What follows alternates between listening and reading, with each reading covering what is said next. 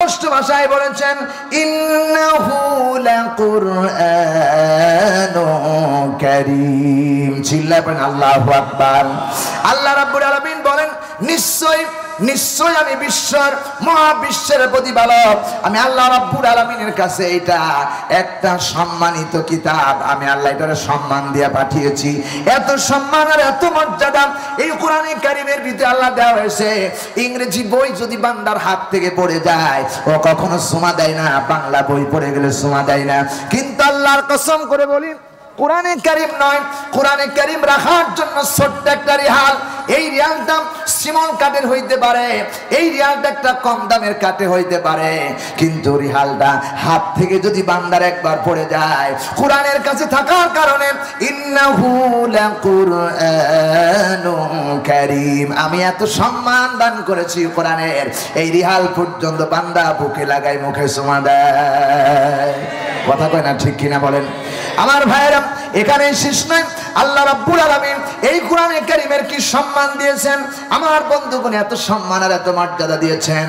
একজন এই গ্রামের, এই যে আপনার খুলনায়, এই খুলনায় আপনার হলো কাটিঙ্গা মাদ্রাসার এলাকার মানুষেরা কিছু বলছি শুনে রাখো।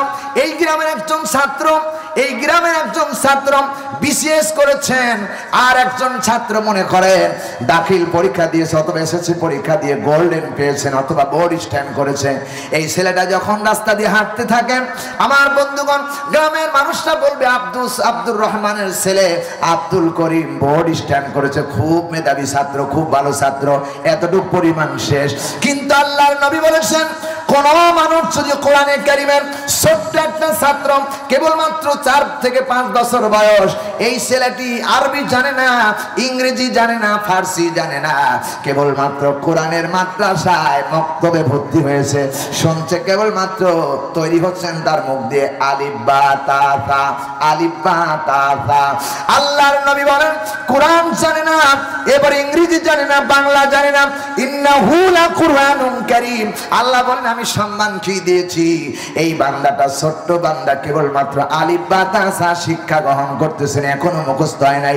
উস্তাদ প্রতিদিন সকালে শিখায়, বিকালে শিখায়, সন্ধ্যায় শিখাতে থাকেন।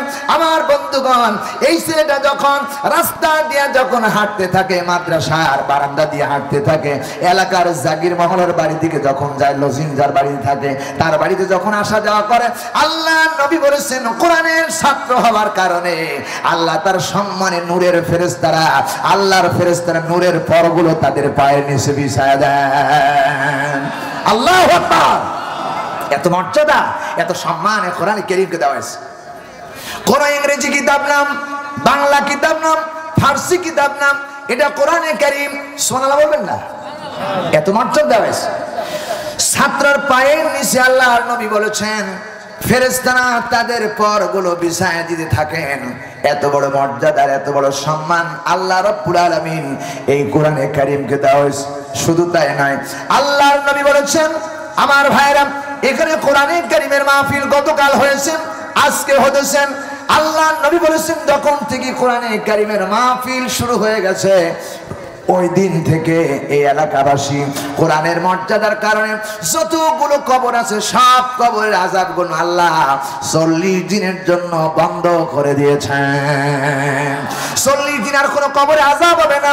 আল্লাহর নবী আরো বলেন কোরআনে কারীমের ভিতরে আল্লাহ রাব্বুল আলামিন বলেছেন বিআন্না রাব্বাকা ওয়াহালাহা, এই যে জমিনের পরে যারা বসে আছেন কিয়ামতের দিন এই জমিনটা আপনার পক্ষে আল্লাহর দরবারে সাক্ষ্য দিবে কোরআনের মাহফিলের কারণে, থাকার কারণে।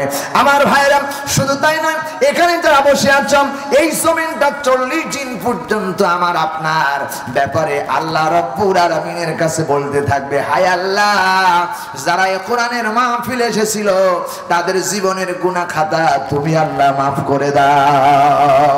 আল্লাহু আকবার। এত দামি, এত সম্মান, এত মর্যাদা আল্লাহ তাআলা এই কোরআনে কারীমকে দিয়েছেন। এখানে শেষ করেন নাই, আল্লাহ রাব্বুল আলামিন বলতেছে বান্দারে কোরআনে কারীমের ভিতরে এসেছেন হুয়া খায়রুম মিম্মা ইয়াজমাউন। আল্লাহু আকবার। কি মজার কথা।